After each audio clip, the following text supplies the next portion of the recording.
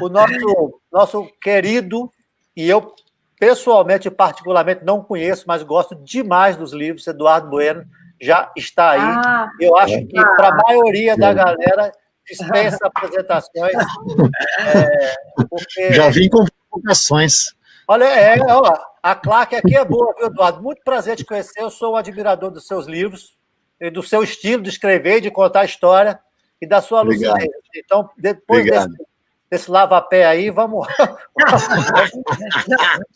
Não, em homenagem lá a Medellín. Tudo bem? Como é que estão as coisas? Tá bem. Quer dizer, querendo voltar para o velho, querendo logo voltar para o velho anormal, né? Porque o novo normal. Peraí que deu um problema aqui na máscara. Não, tá difícil essa administração aí. A máscara causou problemas, menos que eu gostaria, mas causou. Então, eu não sei vocês, mas eu, como um idoso, né? Sério, tem piada. Eu estou em casa há praticamente 6 meses, né? Com pouquíssimas saídas de casa. Inclusive, vocês podem ver pelo look quarentena aqui que o meu cabeleireiro não tem comparecido, não é? E tá difícil, né? Mas muito revelador, né? Muito revelador do mundo globalizado, muito revelador do desgoverno que temos, né? Imaginem quando a gente lembrar, né? Porque qual a distinção principal entre o trabalho do jornalista e do historiador?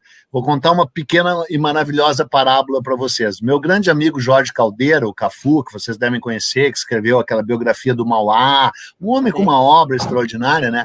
Quando se completaram os 200 anos da extraordinária Revolução Pernambucana, do Frei Caneca, a chamada Revolução dos Padres, né? Que nós brasileiros sabemos tão pouco, foi um dos momentos mais incríveis da história do Brasil, uma rebelião genuinamente popular, iluminista, com um propósito que foi massacrada, né, com todos os seus principais mentores assassinados, esquartejados, né? A gente fica lembrando do Tiradentes, foi uma revolução muito mais importante que o Tiradentes. Quando isso se completou 200 anos, o Jorge Caldeira, meu amigo, ligou para o extraordinário Evaldo Cabral de Melo, né? Aí mais um parênteses ainda, olha os historiadores que temos de vivos, Evaldo Cabral de Melo, com 80 e tantos anos, irmão do João Cabral de Melo Neto, o Alberto Costa e Silva, um gênio, com 90 anos de idade, né? A historiografia brasileira é extraordinária, né? Temos grandes historiadores, né? E o Jorge Caldeira ligou pro Evaldo e disse: Evaldo, vamos fazer um livro sobre os 200 anos da Revolução Pernambucana. E o Evaldo respondeu, esse é o ponto que eu quero abordar com vocês: não, meu filho, ainda passou muito pouco tempo, a gente não tem o distanciamento, é preciso pelo menos ter uns 300 anos, né? Então essa é a diferença entre nós, jornalistas, e o historiador, porque a gente está aqui já querendo historiar, e eu estava ouvindo vocês antes, e com razão, querendo historiar esse período inacreditável que vivemos, com esse desgoverno, com essas criaturas, não é? E aí, então, a gente pensa que no meio da pandemia, imagina quando a gente escrever a história dessa pandemia, né? Pensem no Brasil, é óbvio, vocês pensam todo dia, o cara oferecendo cloroquina para EMA. Ninguém vai acreditar, vão achar que é ficção. E aí 3 ministros da saúde, 2 demitidos, e esse Pansuelo, ainda gordo, assim, não tem o gordofobia, né? Mas de inchado, assim, na minha tropa eu mandava ele fazer marchas forçadas de 42 quilômetros de manhã e 42 quilômetros de tarde até emagrecer. E aí agora ele foi efetivado. Quer dizer... Agora deixa eu te fazer só uma anedota muito breve, que também tem a ver com Pernambuco, tem a ver com o tempo, que é quando o Arraes ganhou um cágado, o cágado vive 200 anos. Ele falou só, ele já estava bem envelhecido, assim, eu não vou aceitar não, que eu tenho medo de me apegar ao bichinho. Só que ele morre, Vai que ele morre. Eu queria só E trocando de A para Z, né? Tem aquela outra piada do saudoso Roberto Marinho, que, aliás, estamos agora todos do lado da TV Globo, né? Com bandeirinha da TV Globo, evidentemente, né? Inclusive na Libertadores, né? Volta a TV Globo. Tu vê as voltas que o mundo dá, que o Roberto Marinho disse: se eu morrer, várias vezes ele dizia, né? Caso eu morra. Caso eu morra. Caso eu morra. Deixa eu fazer aqui uma indagação aqui, que não é uma indagação, eu vou fazer uma similitude de alguns episódios, que é de um livro seu, inclusive. Eu queria que você, talvez, se conseguisse memorizar, senão a gente vai fazer no item a item, fizesse uma correspondência com a atualidade, que é o seu livro Capitães do Brasil, que eu acho brilhante. Veja se nós estamos em tempos parecidos, se conjunturalmente não é a mesma coisa. Inexperiência administrativa, uma preferência por armas. Uma descontinuidade de projetos, uma pandemia que era a peste negra, a autonomia das capitanias, que hoje o STF deu autonomia para os estados, e um sebastianismo que envolve um mito. Estamos ou não estamos retroagindo no tempo? Claro, e ainda poderíamos mencionar a estrutura agrária latifundiária, o início do agrobusiness, o início do agrobusiness, o agro é pop com essa bancada ruralista há anos jogando o Brasil para trás, há anos, e a gente ainda está dizendo, não, mas dá dinheiro. Sim, dá dinheiro porque também o próprio dinheiro público é voltado para lá, né? O dinheiro devendo dinheiro desde que começou a usina do açúcar, né, que sempre foi deficitária, né, se não fosse sustentada por subsídio, né? Aí o início da escravidão, o mandonismo, o clientelismo, o coronelismo, tudo ali naquelas capitanias hereditárias. E aí, como se não bastasse, depois que a gente conseguiu se acostumar com generais, né, eu já estava quase assim, apaixonado pela hierarquia, né, um general de 4 estrelas, tal, né, alguns deles gaúchos, o excelentíssimo general Garrastazu Médici, gremista, o Geisel, gremista, o Figueiredo tinha tricolor, então também meio gremista. Aí, quando eu me acostumo com o general, eles me rebaixam a capitão, mas não é possível. É a maldição do capitão, né, Eduardo? Capitão, para mim, é o Lamarca. Exatamente. E vem cá, essa questão aí, você, no seu livro, você tem uma frase, esse Capitão do Brasil, era o prenúncio de tempos sombrios. Visionário. Obrigado. Você foi um visionário, Peninha. Mas agora eu quero falar desse, ó. Não sei se você sabe, eu não sei ontem. Maravilhoso, eu já pedi, já encomendei. Que legal, obrigado. A luz está meio ruim, né? Eu e a minha mulher, inclusive eu apareci lá no programa do Bial, né? Ela que fez as ilustrações e editou o livro. E aí Conta desse livro. Tá, eu no programa com o Bial perguntou assim, a gente se conhece há muitos anos, né? Como vai o processo de canonização de Santa Paula? Que é a minha mulher, que há 6 meses convive comigo dentro de casa, né? E aí a minha filha ligou do Rio de Janeiro e perguntou, como vai o meu pai? E ela não queria que eu ouvisse a minha mulher responder, mas eu ouvi. Ela disse, ele vai bem, quando ele não está falando, ele está se ouvindo falar. Porque eu edito o meu canal do YouTube, né? Então eu tenho que ficar me ouvindo e editando o canal. Quando ele não está falando, ele está se ouvindo falar. Mas eu falo com muita propriedade, né? Vocês vão admitir. Eu falo com muita propriedade. É isso. Meninha, eu queria colocar a pergunta do Valder aí. O Valder, inclusive, já deu 5 aí pra gente, ó. 5 pila aí pra gente. Olha, bom dia. Espero que o Peninha enriqueça a gente. Não é?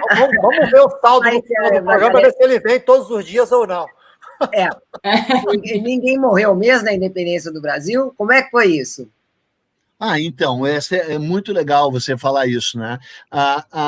Porque tem um texto da Maria Gra, a nossa ignorância, né? Você sabe, quem assiste lá o meu canal, sabe que eu sempre estou dizendo assim, a tua ignorância é constrangedora, tu não te envergonha da tua ignorância, que é óbvio que é uma piada, né? Embora com um fundo de verdade. Só que eu quero deixar claro para vocês aqui que quando eu estou dizendo isso, eu estou falando da minha própria ignorância, porque é inacreditável como a gente não sabe chongas da história do Brasil, né? Chongas, por exemplo, a gente não das próprias capitanias hereditárias, né? Esse livro aí, que bom que você gosta, que ele lançou luz num período assim que no colégio, tipo um tormento, ninguém sabe nada, né? E é o seguinte, nada, e ele é muito revelador da formação do Brasil, como esse livro esclarece, né? Então, um dos mitos, dos tantos mitos da história brasileira, é que a história brasileira é mansa e pacífica, né?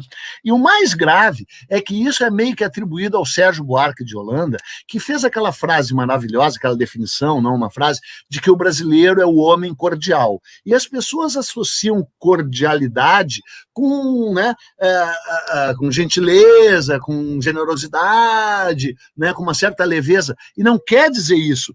Cordial vem de coração. Então, o que ele quis dizer é que o brasileiro decide não com a razão, mas sim com o coração, né? Não é uma decisão lógica, é uma decisão emocional. E ele não estava elogiando o brasileiro por ser o homem cordial, porque ele talvez tenha sido o maior historiador brasileiro de todos os tempos, pelo menos é o meu favorito, não é? E ele deixa claro nos seus livros o quão violenta, o quão sanguinolenta, o quão repressiva sempre foi a história do Brasil.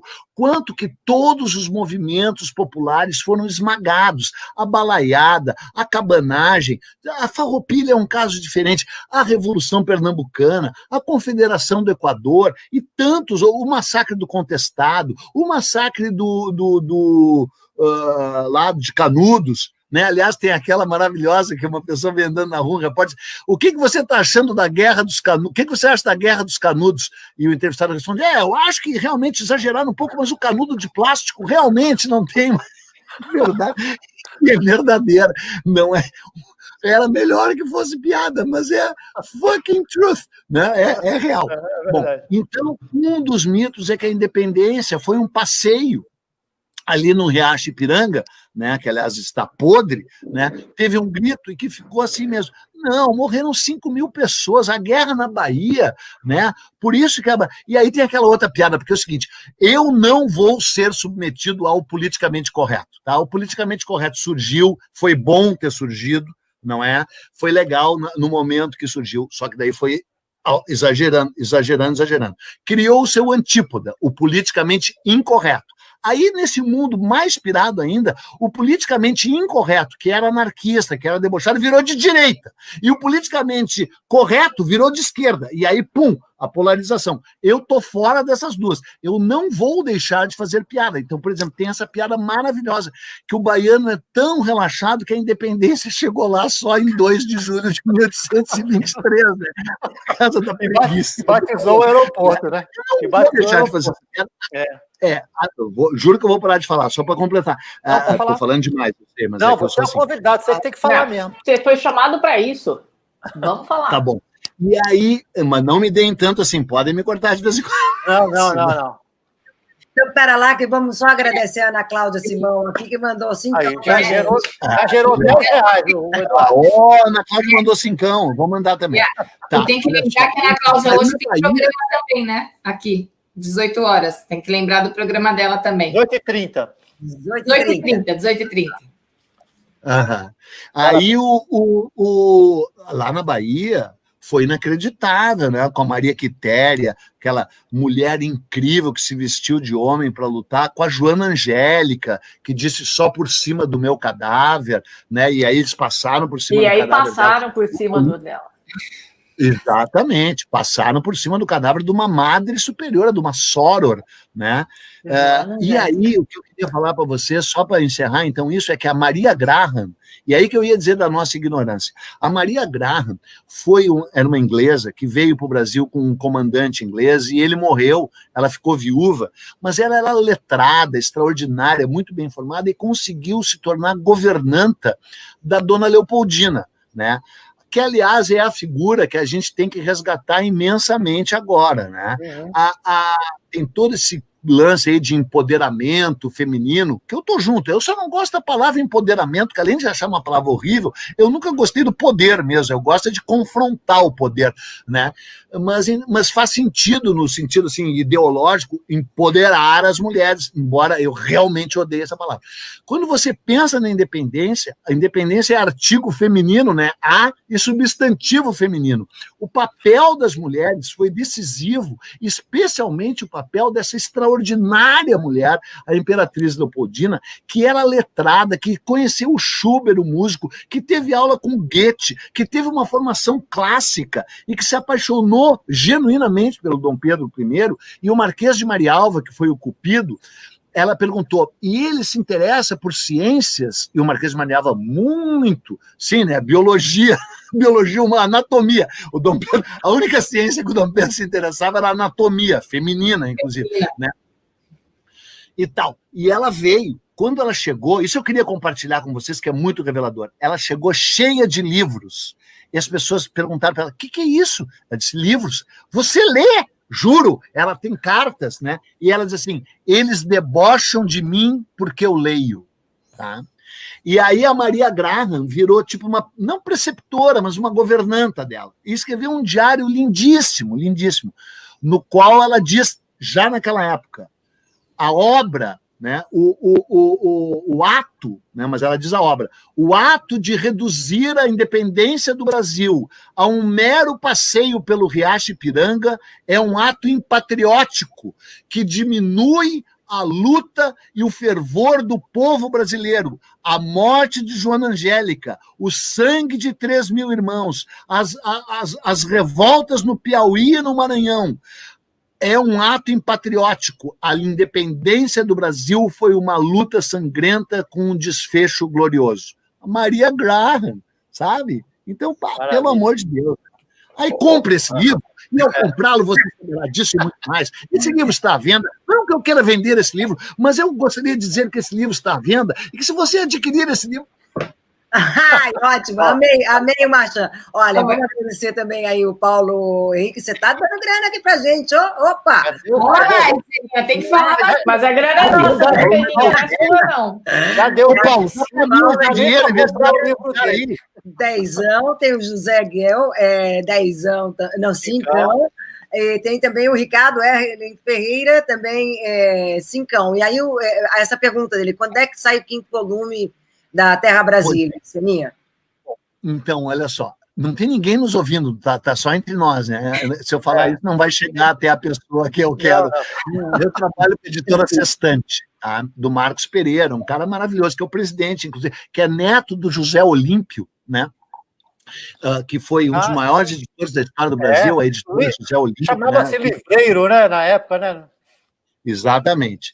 E aí o Marcos é dono da editora Sextante, para quem eu trabalho e para quem eu estou devendo o 5º volume da coleção Terra Brasília.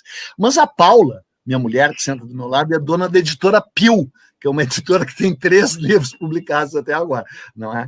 E aí ela, aqui, eu preso, ela me obrigou a escrever esse livro para ela, eu escrevi. Aí o livro saiu, está fazendo um sucesso incrível, me liga o Marcos Pereira e diz, lembra aquele adiantamento que eu te paguei há 3 anos para você entregar o 5º volume da coleção Terra Brasília? E eu, olha, não lembro, eu tenho problemas seríssimos de memória. A amnésia seletiva. Comecei a escrever hoje. Eu sei toda a história do Brasil, mas eu não me lembro desse dinheiro. Exatamente.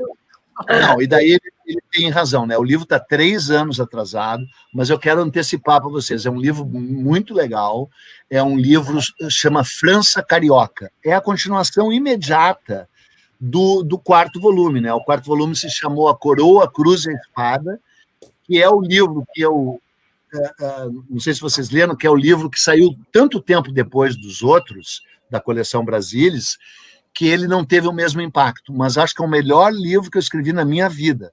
É um livro sobre a corrupção no judiciário português, e que veio para o Brasil de 1549 a 1556, o governo geral.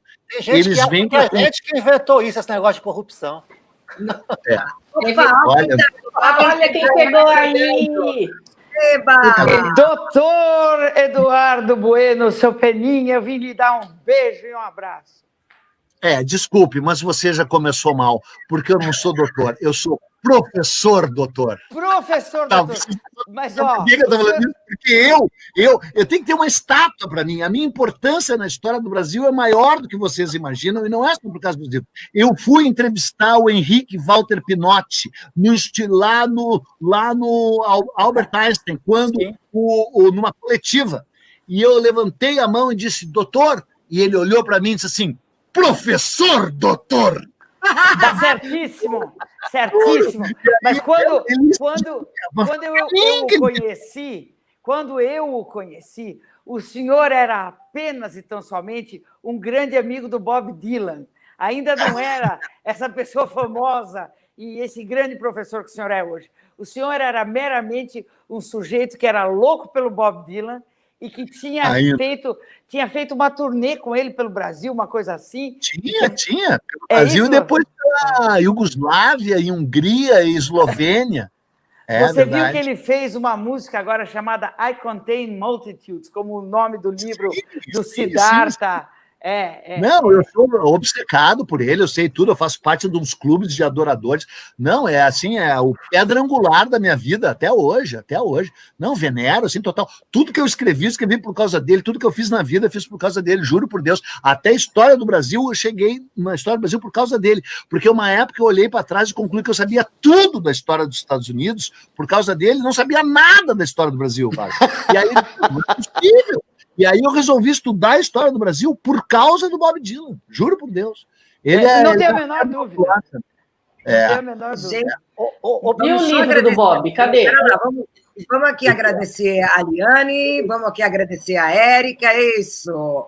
Liane, obrigada. Não.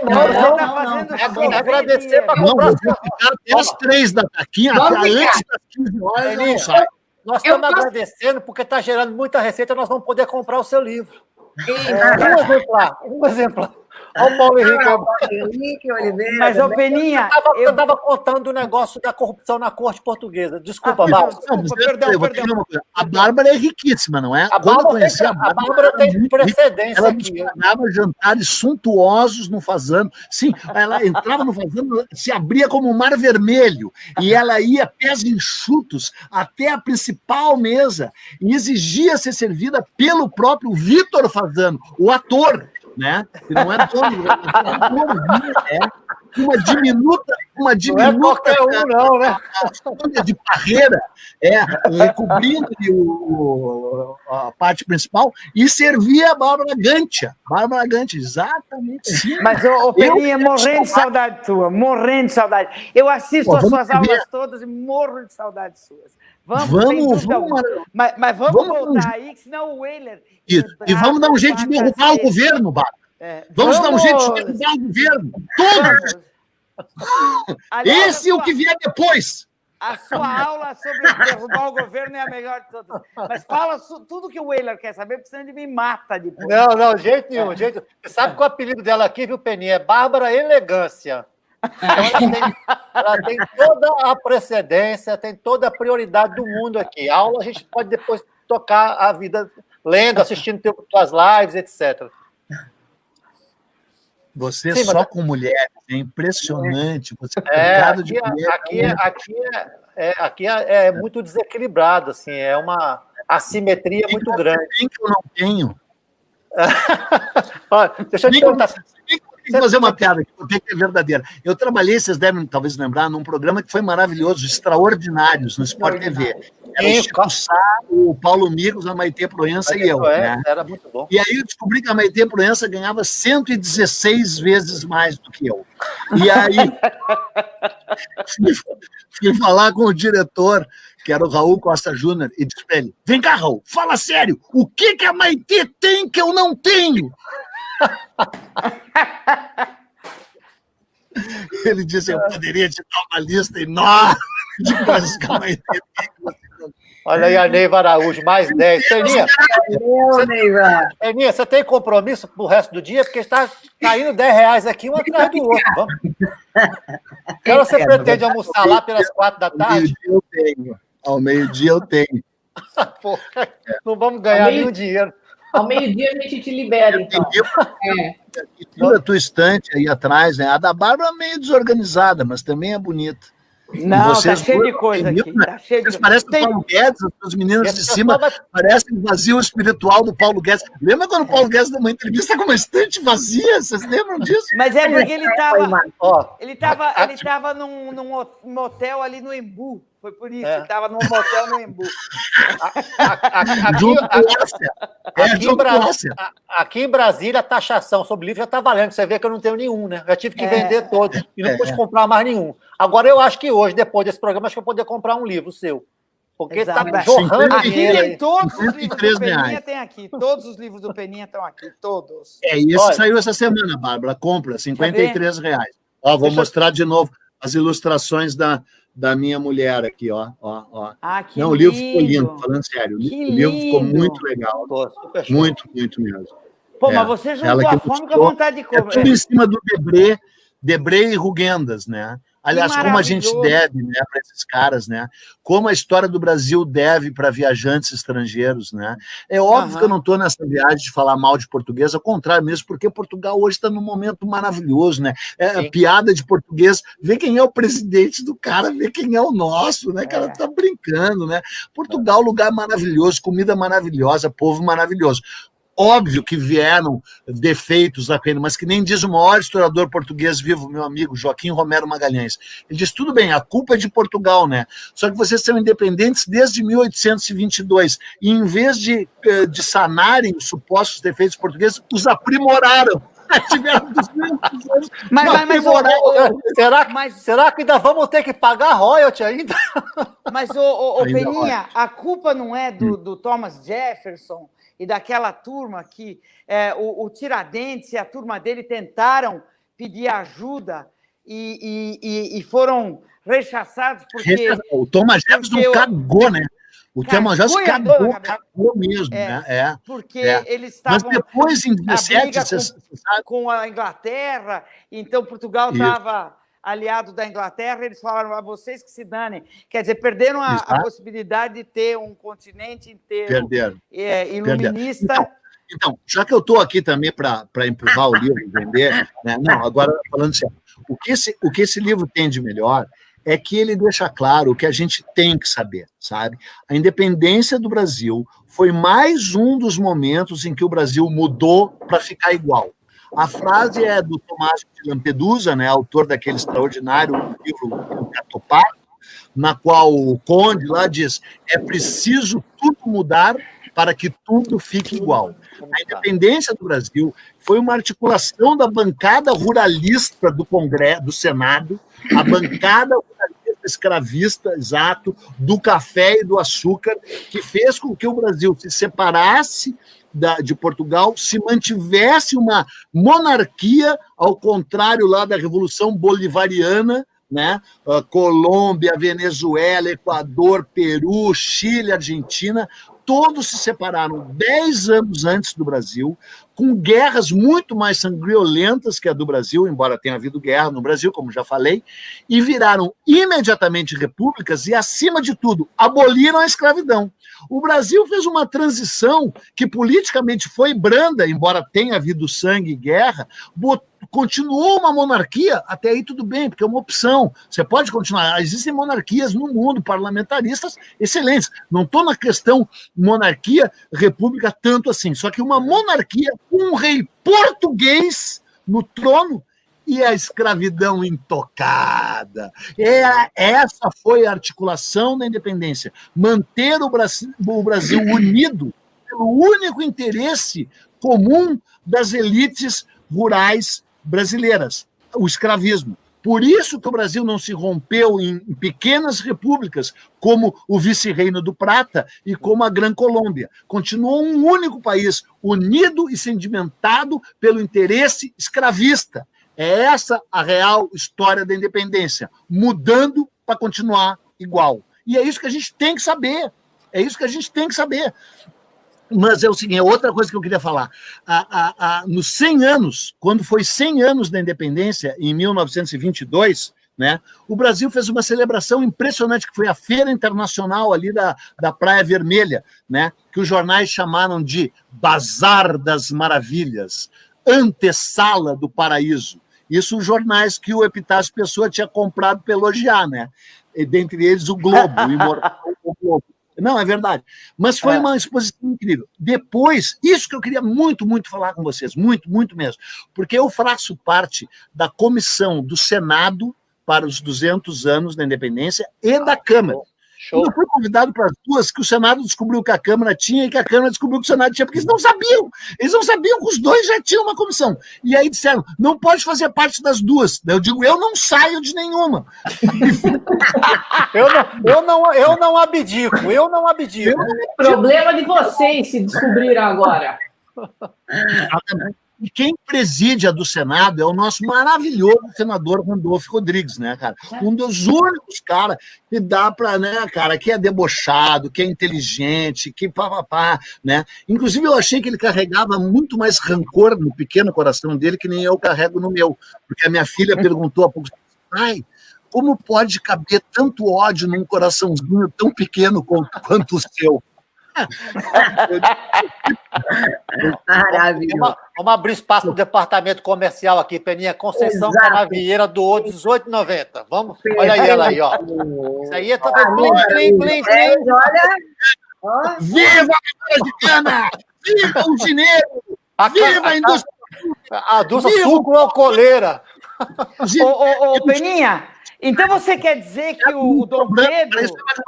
Eu estive ligado num pó branco há pouco tempo, mas agora eu passei para o açúcar. Eu larguei aquele... Ô, Peninha, quero saber uma coisa. Isso quer dizer que o Dom Pedro, ele não é um herói nacional? A gente não deveria, aquela estátua equestre, aquela coisa, a gente deveria derrubar a estátua dele, é isso? Você propõe... Não. Explica um pouco. Não é. Não é. Ele é cara, ele estava longe de ser perfeito, mas ele pelo menos podia ser aperfeiçoável. Ele, cara, falando sério, se vocês quiserem saber quem é o Dom Pedro, leiam essa maravilha do Neil Macaulay, que é um autor norte-americano, já faleceu há pouco. Esse livro, se tu não te apaixonar pelo Dom Pedro I, tu não te apaixona por mais ninguém na vida. Ele tinha muito perfeito. Não, ele é quase um Bob Dylan. Não, imagina, Bob Dylan 1 milhão de vezes maior que ele mesmo. E como é que você descobriu que ele é triápico? Ele transava com uma mulher diferente por dia, né? Uma mulher por dia. Ele era assim, ele não amolecia nunca. Sério, ele era tarado. A tese de Botequim é que é o seguinte, a Carlota odiava ele, né? A Carlota Joaquina odiava o Dom Pedro, porque ele era filho do Dom João, e ela odiava o Dom João. Os outros 6 filhos eram filhos do Marquês de Marialva, filho do jardineiro do Ramalhão, filho do tal Gonçalves lá, não sei da conta, sabe? Ela adorava... Bom, é que isso aqui nós vamos ficar o resto da vida falando, né? Não a parte caras. Eu não quero saber o lado caro. O Pedro era a favor de abolir a escravidão em 4 anos. Em 4 anos. Ele deu 4. Quando ele fez a Constituinte de 23, a Constituição de 1824, que a gente deveria saber a história dessa Constituição, a gente não sabe a história da nossa Constituição, a gente não sabe de nenhuma Constituição. Em 1824, a Constituição disse o seguinte: educação universal, pública e gratuita para toda criança brasileira. 1824! Educação universal de base pública e gratuita. Tá? 1824. Nós temos que nos fuder, nós somos uns bosta. Nós somos uns bosta como cidadão. A gente não conhece a nossa história, a gente não comanda a nossa história. A culpa é nossa, a nossa tendência é dizer a culpa é deles, dos políticos. A culpa é deles. Não, a culpa não é deles, a culpa é nossa. Eles são um retrato fiel do que é o Brasil. Esse governo vomitativo, do Bolsonaro é um governo genuíno no sentido de que ele representa um Brasil que existe, que sempre existiu, um Brasil conservador, reacionário, evangélico, retrógrado, pluralista. Esse Brasil existe. Nesse sentido, a gente tem que saudar a eleição desse energúmeno, porque ele é muito, muito representativo de um país nojento que sempre existiu e que agora a gente está vendo com mais clareza.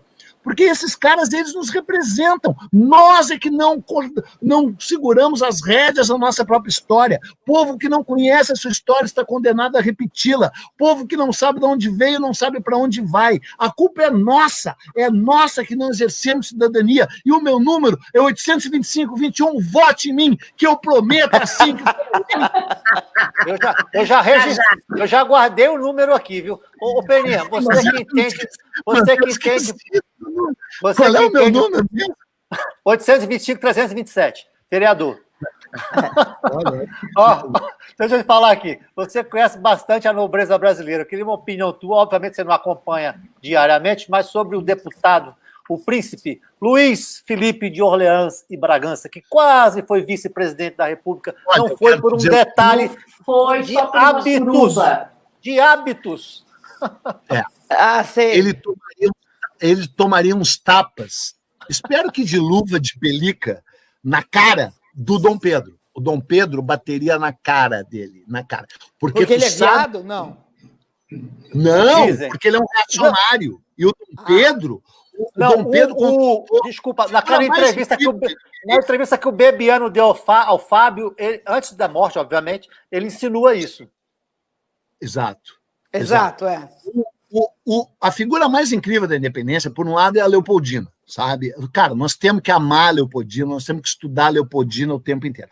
Mas a figura mais incrível, a mais inacreditável da independência é o Lord Cochrane, sabe? Aquele lobo do mar. A expressão lobo do mar foi dada a ele pelo Napoleão. Ele é considerado o maior estrategista naval de todos os tempos. Ele é superior ao Admiral Nelson. Ele está enterrado em Westminster, no meio da nave. O maior túmulo da Westminster é do Lord Cochrane, que foi contratado como mercenário pelo Dom Pedro. E ele era um cafajeste, um beberrão, comedor, comia tudo com a mulher, blá, blá, blá. Se bem que era casado com uma mulher incrível. Ele foi casado com a Kit Barnes, que ele tinha 41 anos, era 16 quando se casaram. Foi um escândalo na Inglaterra. Ele teve que ir embora da Inglaterra e ele veio com ela para lutar pelo Chile, pelo Peru, né? Ele foi contratado primeiro pela Marinha chilena e depois pela Marinha, para ser o almirante da nascente Marinha brasileira, contratado pelo Dom Pedro. Sabe o que ele disse para o Dom Pedro? Eu só aceito esse contrato porque tu não é reacionário. Usou essa palavra. Eu não trabalho para reacionários. Tá? O Lord Cochrane disse isso. Tá? O Dom Pedro não Cochrane, o Lord Cochrane não era escocês, o Lord Cochrane? Eu conheço muito dos descendentes dele aqui do Brasil. Um ou dois são completamente loucos e totalmente são grandes amigos meus e preenchem totalmente. A Marília Gabriela foi casada com um dos descendentes do Lord Cochrane. E tem alguém aí dizendo, viu, Peninha, que gostaria muito de reunir o Pepe Escobar com você. E eu peço, pelo amor de Deus, que não, porque vai ser um flashback muito terrível da minha juventude.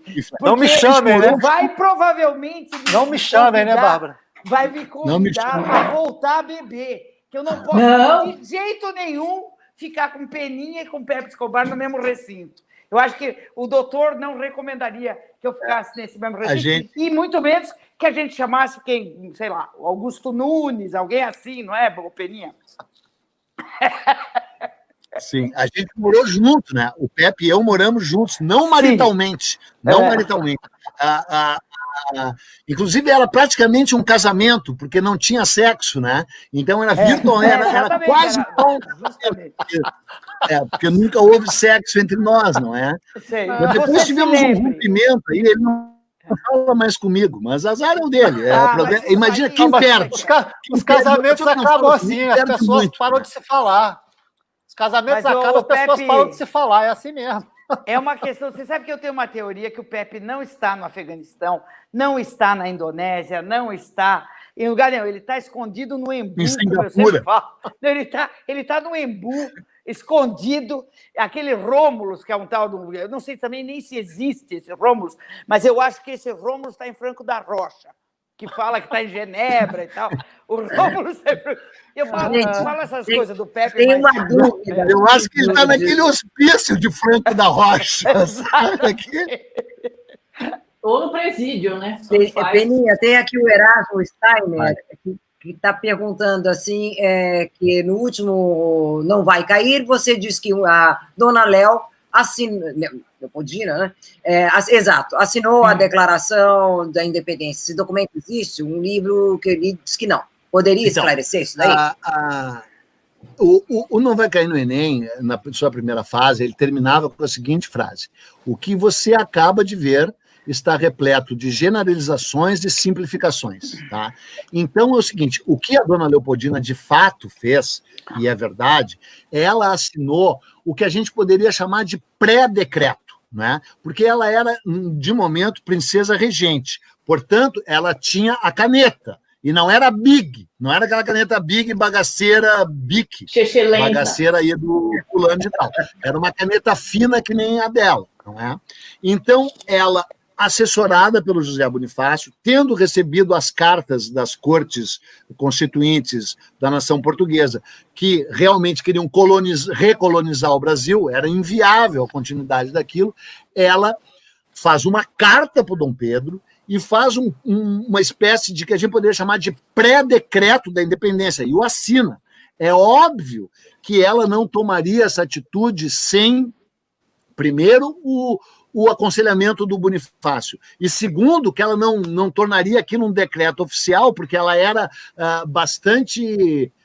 vou usar uma palavra aí que as feministas vão se arrepiar, mas que, de certa forma, é essa, submissa, não no casamento, né? Mas, assim, submissa que ela sabia que quem mandava era o Dom Pedro, ela não ia usurpar o poder do Dom Pedro naquele momento. Mas ela assina, sim, e agora não sei aonde está esse pré-decreto de independência. Quando o Dom Pedro recebe as cartas, ele recebe várias cartas da corte, uma carta do José Bonifácio, uma carta pessoal da Leopoldina e o decreto de independência já firmado por ela, que ele referenda. Então, a gente pode dizer, sim, que o primeiro decreto de independência, embora não viesse a ser o decreto oficial, até porque o decreto oficial só se concretiza em 1825, depois que o Brasil paga 2 milhões de libras esterlinas para a Inglaterra, que era a dívida de Portugal com a Inglaterra, e mais 600 mil libras para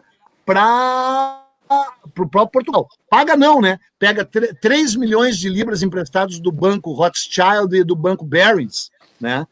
Com uma dívida impagável, né? Que o Brasil independente já nasce endividado, não é? E daí, então, se pode dizer sim, claro que generalizando, simplificando, ampliando, né? Como um jornalista faz. Qual é a diferença entre o historiador e o jornalista? É que o historiador se importa com a verdade, não é? E aí... E o jornalista despreza. Mas você já esteve na situação de jornalista quantas vezes na sua vida?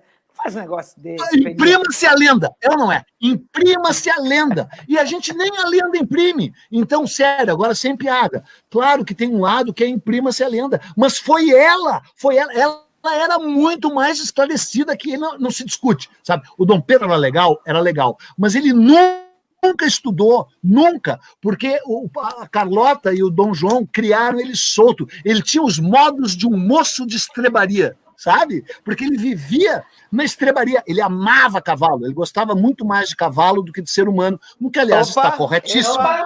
Eu vi isso. Agora, o tal de Figueiredo tinha...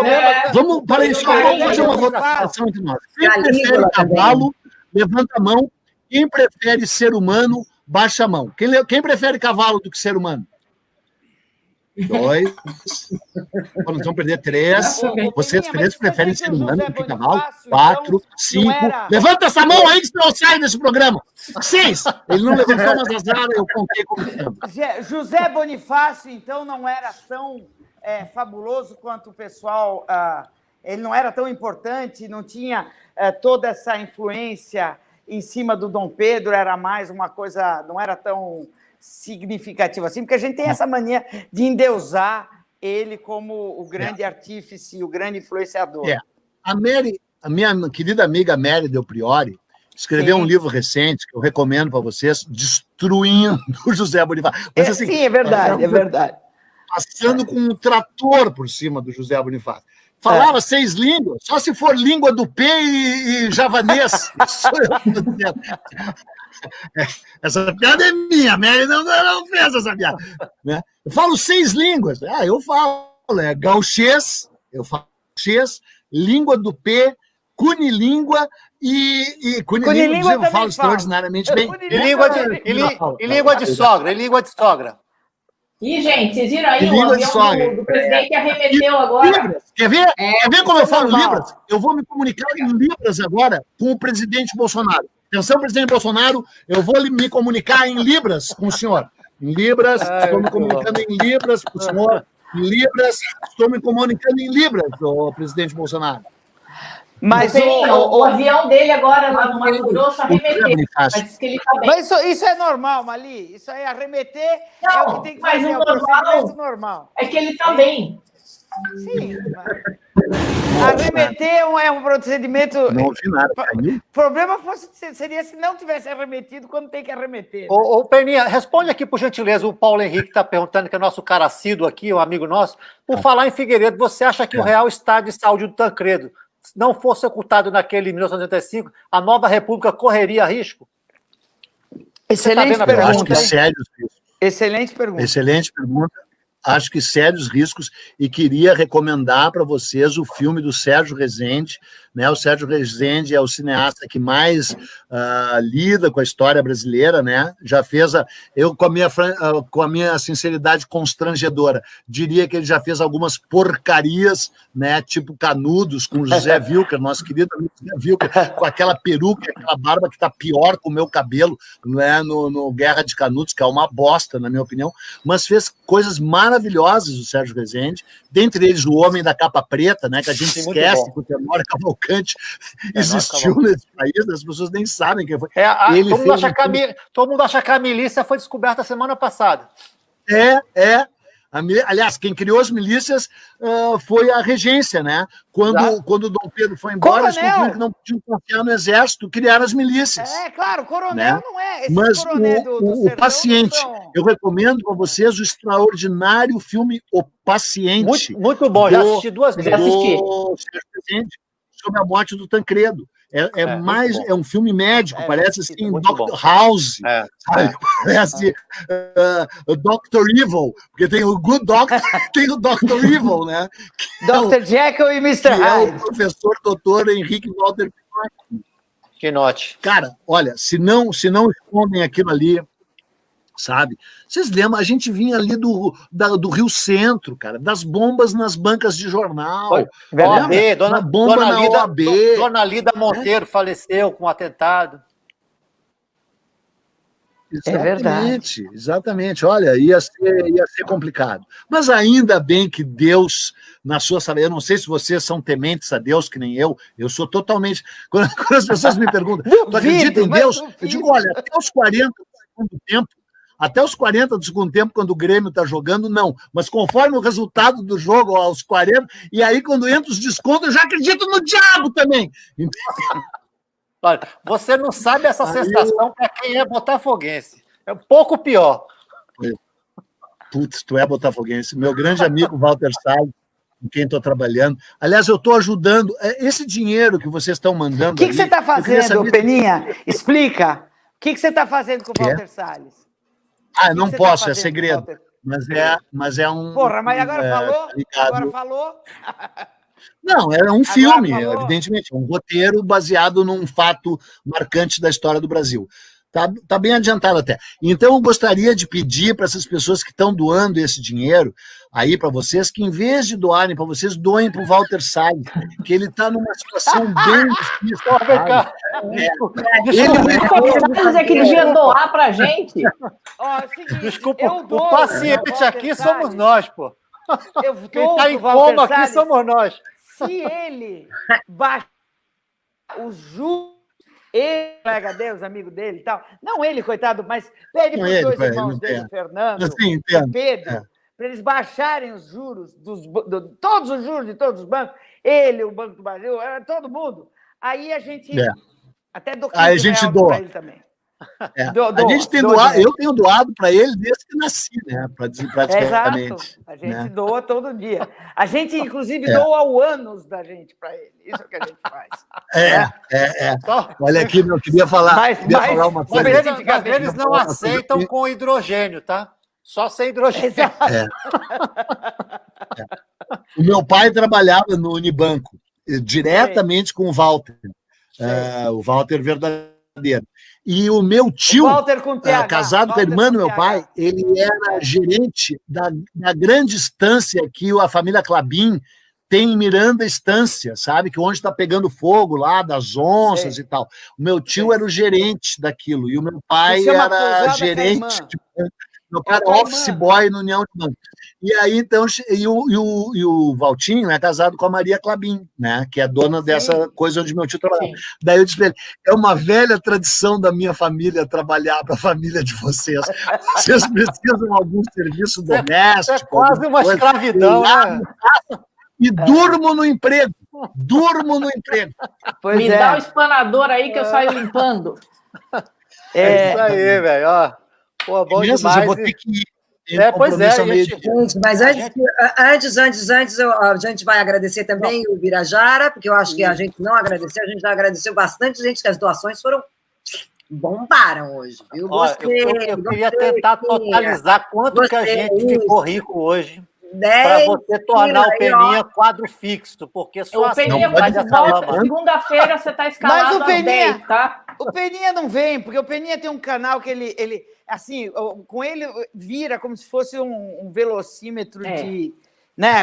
O Peninha, você acha que ele vem? Ele está lá ganhando, ele está virando o Walter Moreira Salles com Eduardo, tenha a Peninha da gente, venha sempre, porque esse dinheirinho aqui faz falta.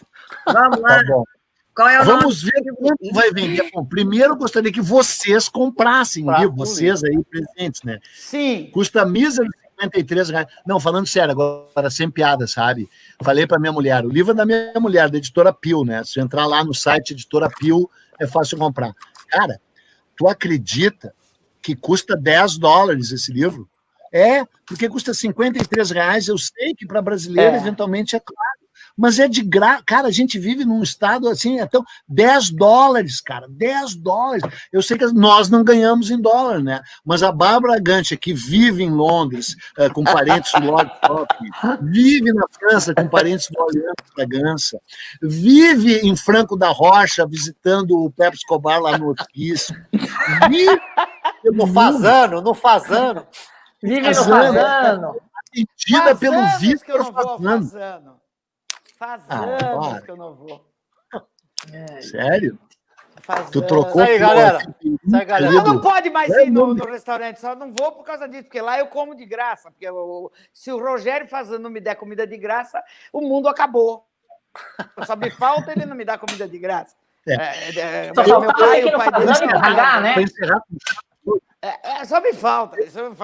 Para encerrar com chave de ouro, e tomara que chegue até ele, que eu tenho dito isso sempre, as únicas vezes que eu fui no Fazano foi com aquele falecido jornalista, o Augusto Nunes. Sabe aquele que morreu uma morte horrorosa? Mas isso que eu queria fazer a figura daquilo ali. Por isso! Meu ex-marido. Meu ex-marido, nós fomos casados anos, e ele morreu uma morte trágica. Eu joguei o Augusto Nunes na conversa, Peninha, porque eu me lembro que teve algum episódio. Um dia você vai ter que contar essa história, Peninha. Porque essa história aí mostra bem o caráter, né, de quem é o Augusto Nunes. Um dia você conta, Peninha, um dia você conta, né? Aquela história toda lá no Sul. Exato. Isso, e eu sempre deixei claro que entre branco e verde, eu sempre fui da verde, eu nunca fui na branca. Exato, exatamente. E eu vou lhe dizer mais bela uma coisa. Escolha. Você ainda segurou uma onda violenta, porque esse cara podia ter se ferrado, era ali mesmo, porque você que salvou a vida dele.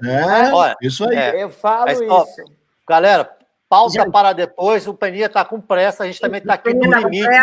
Uma das perguntas que a gente não pôde fazer era também sobre o Marighella, então... O livro do Bob Dylan, você vai ter que voltar, Peninha. Vamos sugerir ao Fábio para botar a venda aqui na TV, que a gente vende o livro do Peninha também. Boa. Vamos vender A gente cobra uma modestíssima comissão. De 90%. Pior que tem comissão mesmo. Só que eu só quero dizer que a Paula chama Paula Teitelbaum e o sangue vem lá das areias daquele deserto lá, cara. Amo um judeu, o Bob Dylan. Eu sou casado. Então, para despedida. Uma vez eu fiz uma piada nos Extraordinários e aí veio 1000 coisas assim, né? Minha antissemita. Eu digo, porra, sou casado com um homem judeu, que é o Bob Dylan, que domina a minha vida, e casado com uma mulher judia. Porra, sou antissemita. Sim, sou. E sou circuncisado ainda. Inclusive, o médico errou, tirou um pedaço desse tamanho.